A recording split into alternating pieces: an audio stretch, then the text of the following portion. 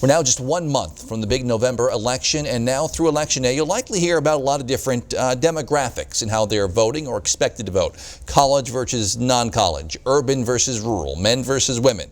But stereotypes don't always tell the whole story. Newswatch 12's Morgan Johnson joins us now live in studio to explain. Morgan. Justin, the man I talked to was part of the veteran demographic, and his vote might surprise some. Hear what led him to make the choice on his ballot. Dusty Sarazin spent his morning refilling his handmade bird feeder. He's a retired veterinarian and still cares about his animals. He's also a retired soldier, and he still cares about his fellow veterans. Just over 50 years ago, Dusty returned from serving in Vietnam. I was proud of what I had done. I thought I had done a very good job of it. But his pride was not shared by many Americans. But the worst part of the Vietnam War for me was the coming home part. Like many Vietnam veterans, Dusty did not get much respect when he arrived home. And Dusty feels he's still not getting enough respect from the president.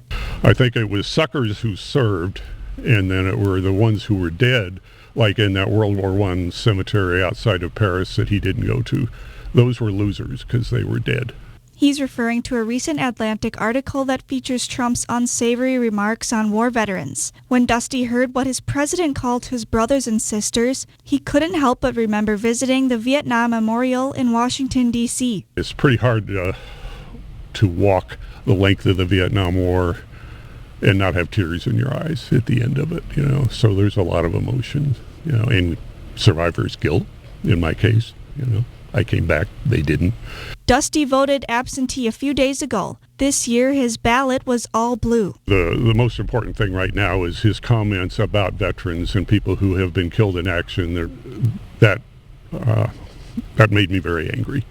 Especially coming from a person who didn't serve. I don't have a grudge against people who didn't serve, but it's not nice of them to make derisive comments toward those of us who did. Biden was not Dusty's first pick during the Democratic primary, but he's grown to respect Biden and his son's military service. His son, Bo, who volunteered to serve in Afghanistan, so he's very supportive of those of us who do choose to serve in the military. We reached out to the Republican Party of Oneida County for a veteran who supports the presidential's re-election. They did not respond.